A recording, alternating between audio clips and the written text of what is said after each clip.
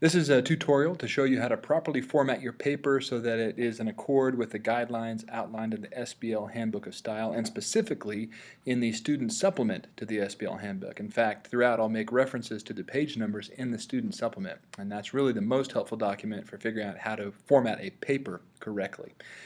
We'll begin by looking at how to format your bibliography properly.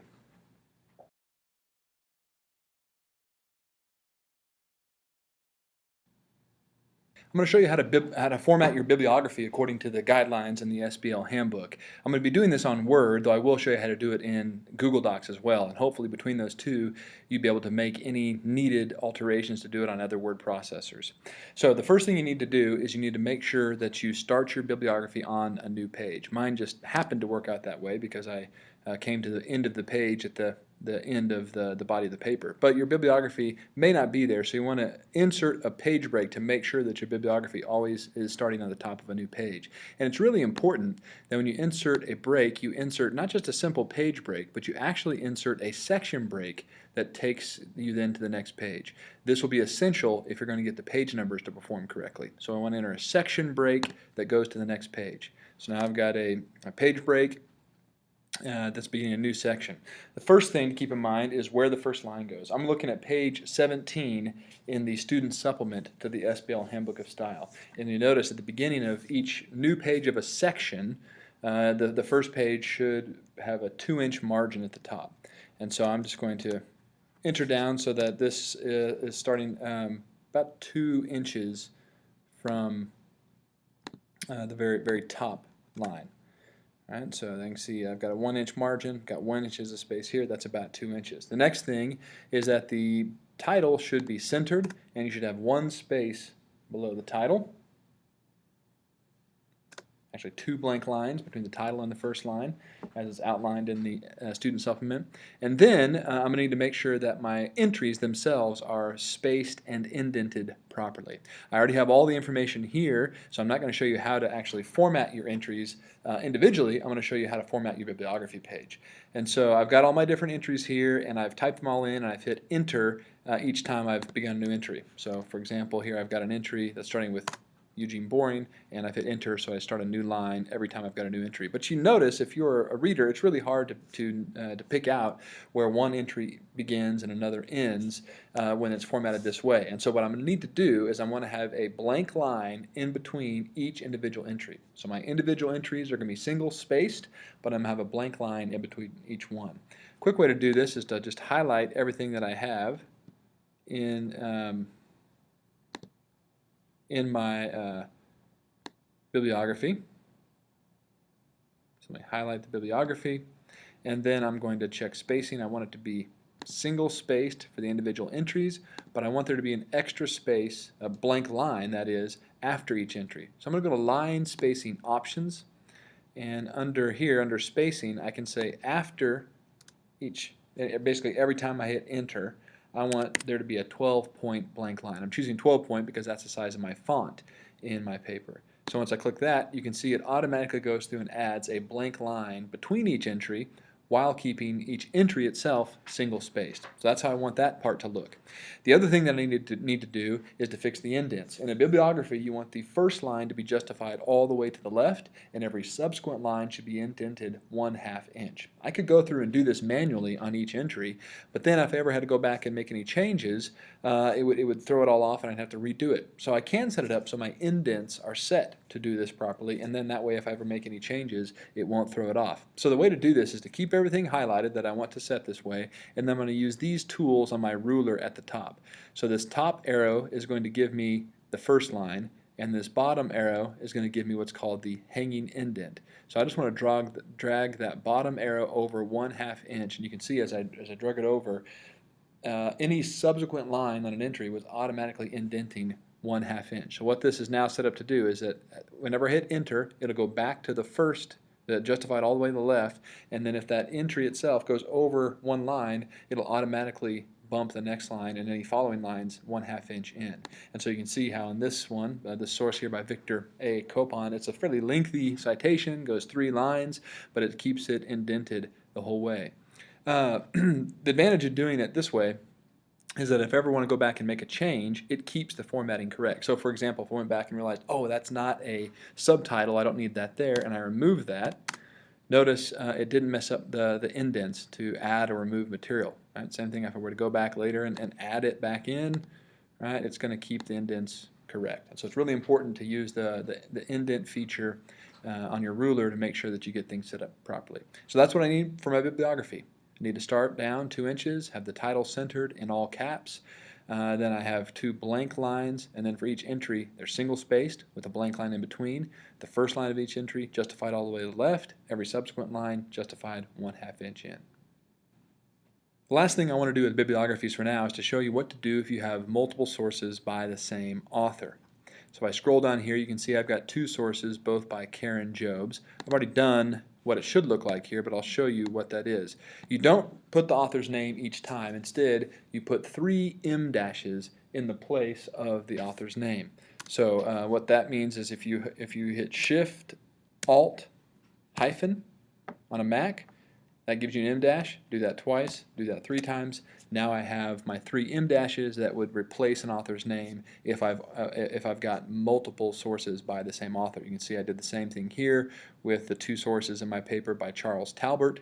I wrote the first one, added the second one, but in the second one I used the 3 em dashes instead of the author's name. When you have these multiple sources, you might also be noticing that you list them alphabetically by title. So here, indicative comes alphabetically before reading, and so I've got this source first, and then I put the second source from Charles Talbot next and use the em dashes in place of his name.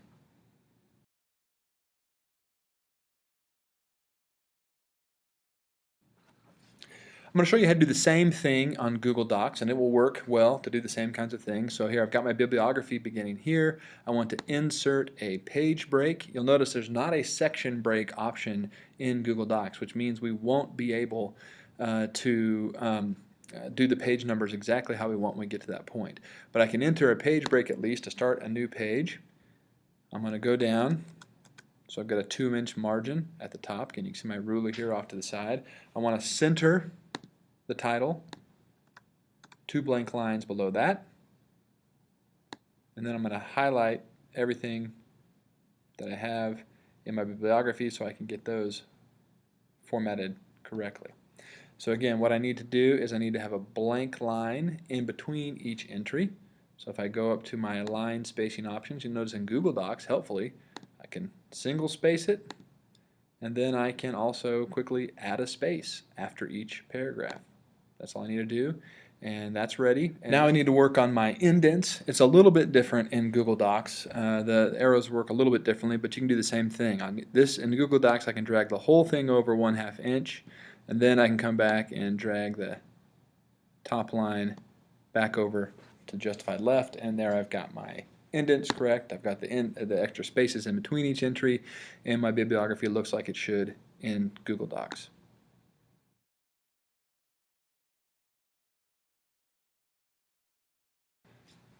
Now I want to show you how to properly format your footnotes. If you're looking at the student supplement to the SBL Handbook, you can look on page 15 at the bottom of the page to see what your footnotes should look like. And you might notice there that for footnotes, you again want each entry to be single spaced. You want a blank line in between each entry. This time, however, with your indents, you want the first line to be indented and every subsequent line to be justified all the way to the left.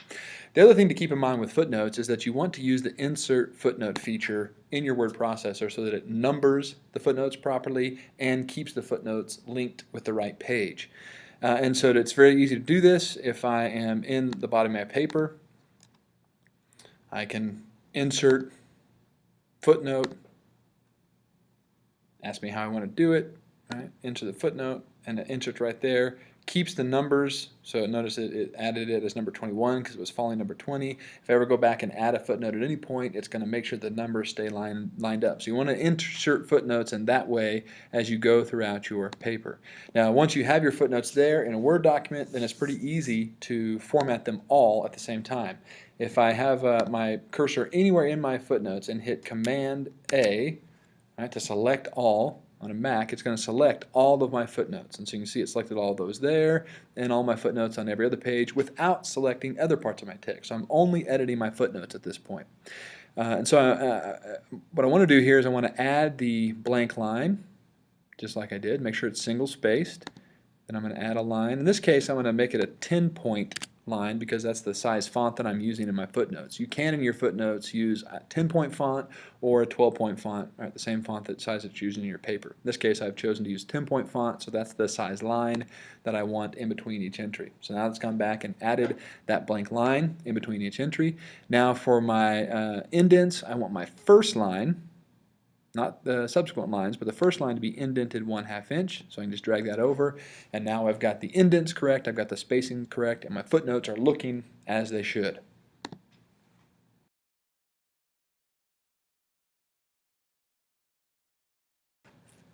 Unfortunately, footnotes are not as easy to manipulate as a group in Google Docs. There is no way, as of yet, to be able to select all of your footnotes at the same time and to change formatting throughout. And so, really, the only option you have is with each footnote to add the first line indent and then to add the space after the paragraph. I would recommend going and doing it that way rather than just manually hitting enter. This will keep it neater as you go through, but unfortunately in Google Docs you do have to go through and do this for each footnote. There's no way to edit your footnotes all at the same time. But it's not too hard to go through, select a footnote somewhere, drag that top line over so it indents the top line, and then come through and add a space after the paragraph. Again, drag that top line over, add a space after the paragraph.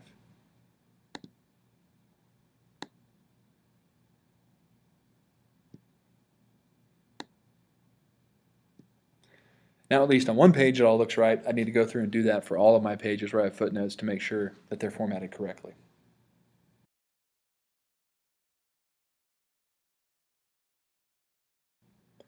I now want to show you how to properly format a block quotation. Block quotations are not something that you should use very often. You should use them sparingly and only when it's really important to have a big chunk of text in your paper. For the most part, you should choose to paraphrase rather than offer lengthy quotations from your sources. But there's times when a lengthy quotation is what's needed.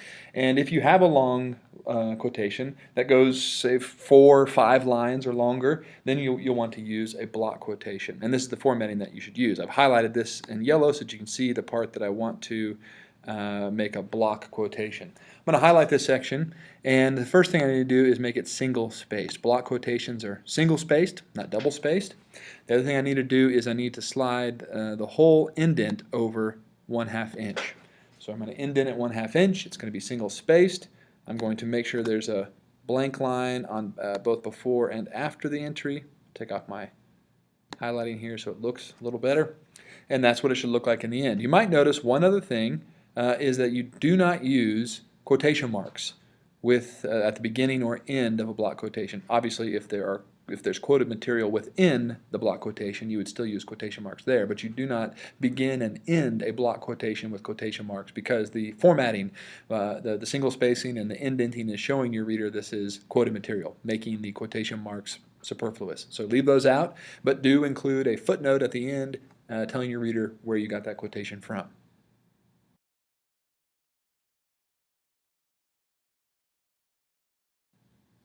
Next, I'm going to show you what headings should look like in your paper. But first, while we're looking at the paper, let's talk some about just the general formatting of the entire thing. It should be double spaced throughout, but you can see I've got double spacing here, and then also you should have 1-inch margins all the way around. You do want to check. I've noticed that in Word, especially on Mac, sometimes the default is to have left and right margins at 1.25 inches. So do make sure that you've got 1-inch margins in top, bottom, left, and right, and that you're double spaced throughout. And using typically a 12-point font, double spaced with those 1-inch margins is what you want throughout your paper. Now, in your paper, it's likely that you'll want to use headings of some kind. I've got a heading here for my first section. Right now, I've got this formatted in the way that according to what the student supplement calls the primary heading. So again, if you're looking on page 14, you can see examples of what the different headings should look like. Typically, the primary heading is really only used for chapter titles. So like bibliography your bibliography acts as a chapter in your paper, and so you've got that all caps centered heading for your bibliography. If you have a work with multiple chapters, you'd use that primary heading for the chapter titles at the beginning of each one. You're not writing something with multiple chapters for most of your classes, and so you're really not going to use the primary heading very much unless you're not using a title page. If you don't have a title page, then you'd want to use that primary heading at the top of your paper where you're going to put your title. In this case, we're going to make a title page, and so for most of the time, you're going to be using the first level, second level, maybe third level subheadings that are outlined on page 14. So I'll show you what a title page looks like later, but for now let's talk about headings. If this is a first level heading, then what it should look like is it should be centered as it is. It should be bold, but it doesn't need to be in all caps. And so I would just retype this, living between the revelations. And there's my heading. If something like this happens where you end up with a heading that's by itself and the material that it goes with isn't there, then you really need to hit enter, right? Get it lined up. Avoid having what are called orphans, right? A line or a heading that's all by itself without the paragraph that it's connected to. So that's a first level subheading. And I think for my paper here, for the most part, I've only used first level subheadings, and I expect that would be the case for most of you. You really need to have second or third level subheadings unless you've got subsections within this main section. If I needed a second level subheading, it looks almost exactly like this one, except that it's not bold. So that would be what a second level subheading would look like. If perhaps I even have sections within my second level subheading, then I would need that third level subheading, and that would be justified to the left, bold, and italicized. That's your third level subheading. Yeah, that should be pretty rare. For most of your papers, the first level subheading should be enough. I can imagine that there'd be times when you'd want that second level subheading. It should be pretty rare that you would need the third level subheading. But if you even need another level, those examples of fourth level subheading are in the student supplement to the SBL Handbook. But again, for me, this is a first level subheading, so it's going to be bold and centered.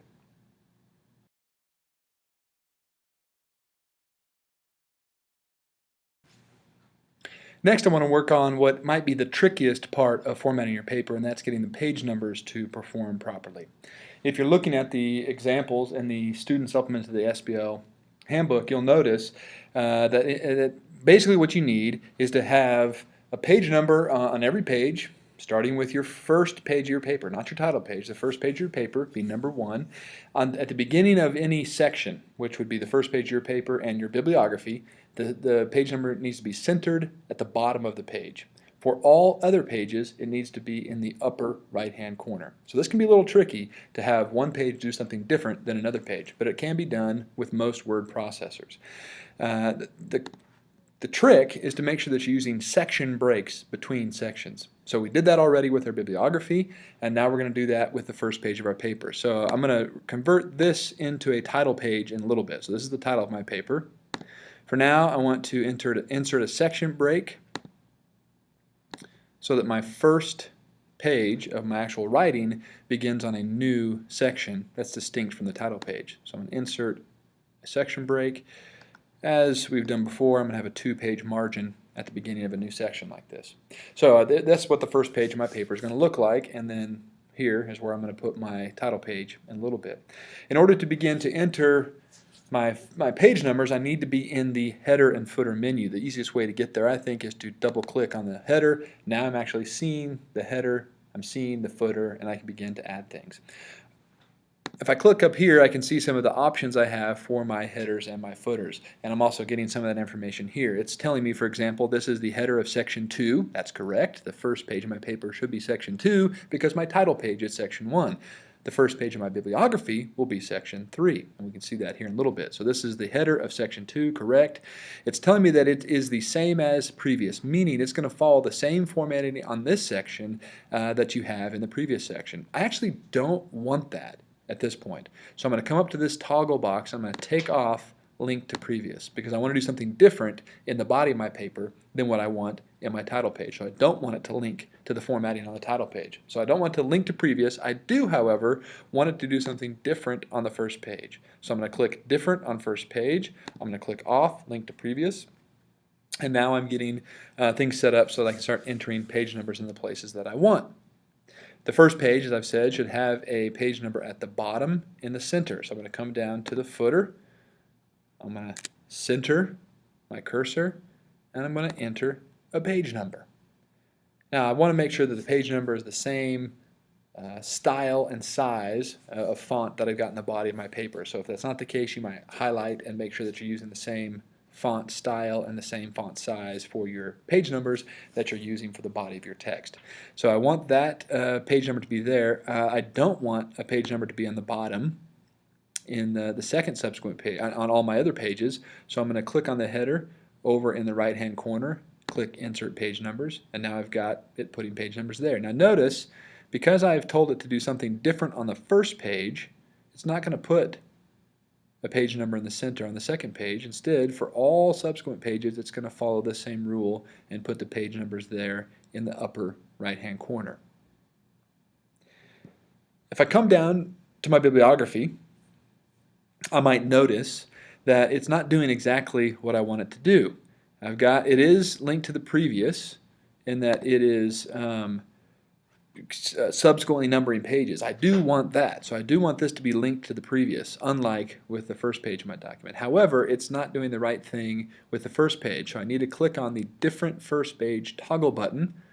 And now, because I've got the different first page toggle button selected, I have the link to previous section toggle button selected. Now it's imitating what the previous section is doing both on the first page and subsequent pages. So you can see it's automatically put my page number in the center on the bottom for the first page of my bibliography, and then for any additional pages of my bibliography, it will return the page number to the upper right hand corner. So now I've got the page numbers right on the first page of my paper and the first page of my bibliography and all the other pages as well. The only thing now I need to fix, maybe the trickiest part, and that is to make sure that my paper starts numbering at page 1. You might notice that on the first page of my paper right now, it indicates that the page number is page 2. That makes sense because, as I've set up the document, the title page is the first page. But when I'm actually numbering pages according to SBL guidelines, the title page doesn't count. It's page 0. And so the first page should be, the number 1 page should be the first page of my text. So how am I going to get my word processor to do this for me? If I come up here and click in my footer on my title page, I can go in and I can select some options that will help me here. I need to go to Insert Page Numbers so that I can get to a page number formatting menu. And if I click on Format, you'll see I've got some options here. How do I want them to be numbered? Do I want to include chapter numbers, things like that? I don't need to mess with any of this, but I do want to say to start numbering at page 0 instead of page 1. Right? So I want my title page to count as page 0, and that way the first page of my text is page 1. So I click OK, OK. It will at first enter a page number for me, but I can delete that. And now, if I scroll down, the first page of my paper is page 1, second page is page 2, and it will number pages correctly from here on out.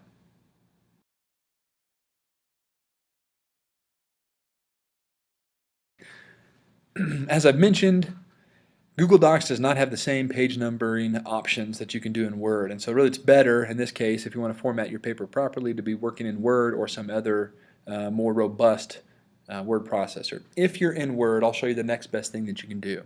Again, you want to insert a page break.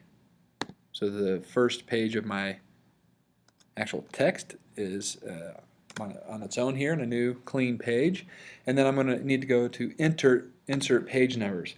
This is really easy in Google Docs. It just can't do exactly what I want. But if I go click Insert and go to Header and Page Number, scroll down to the page number menu, you can see I've got some choices. I can choose for it to put a page number on the upper right hand corner on every page or the bottom right hand corner on every page, or helpfully it does give me an option to have a title page that's unnumbered and either then put the subsequent numbers on the upper right hand or upper or lower right hand. I want an unnumbered title page, so I'm going to choose this one, and then I'll start with page 1, which is what I want. Unfortunately, it is in the upper right hand corner instead of the bottom center, but that's the best I can do in Google Docs. I've also noticed that in Google Docs it puts this page number really close to the text of my paper.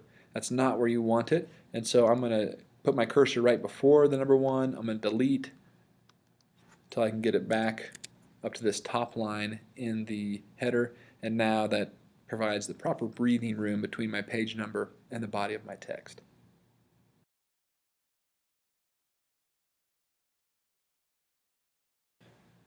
The last thing I need to do now is to create a title page for my paper. I'm following the example in the SBL student supplement to the SBL Handbook, which is on page 12, and so you can see what a title page should look like. I've got my title and my name here. Now I need to add the other elements, and just to get things started, I'm going to make sure that I've got everything single spaced. I don't need anything to be bold. I want everything to be in the same font size. I'm going to work with size 12-point font, and that'll get me started. I'm going to have a 2-inch margin at the top, just like I've had on other pages at the beginning. But the first line is not the title of my paper. The first block of material is going to be the name of my institution.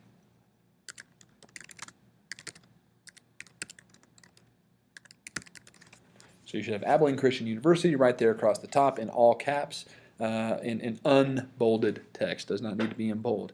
Then I'm going to have 2 inches of space between that chunk of material and what comes next. So I'm just looking at my ruler over here. This one starts at inch 1, then inch 3 is about where I need my second line. And here's where I'm going to put the title of my paper. So I actually can delete these back here. So this title is about that 3-inch line. If you've got a title that runs, has a subtitle, then sometimes it's nice to put that subtitle on a subsequent line.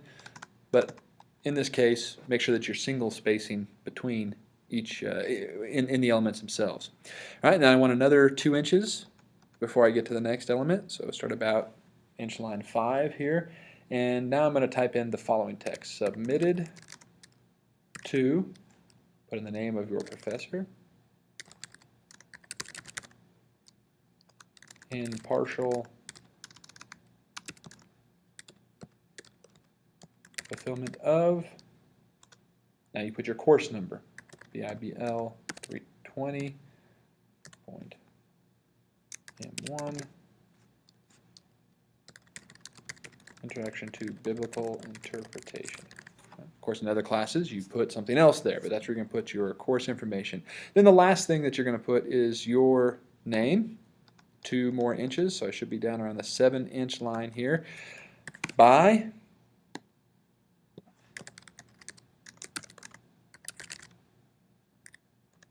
type your name, and then I put the date.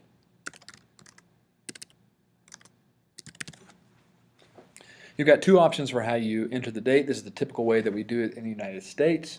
In Europe, it's more common, and maybe other parts of the world, to put the number first and then the month and then the year. You can do it either way. If you do it this way, you don't need any commas between items. If you do it the way that we typically do it in the United States, then you need a comma after the day in between the year. And now I've got my title page. You can see what that looks like, where I've got these 4 elements with 2 inches of blank space in between each one. Each element is centered in all caps and single spaced. I hope that this tutorial helped you format your paper properly according to the SBL formatting guidelines. Of course, always reach out to your professor if you have questions about what they want in particular with their assignments, or any other questions you might have about SBL formatting rules.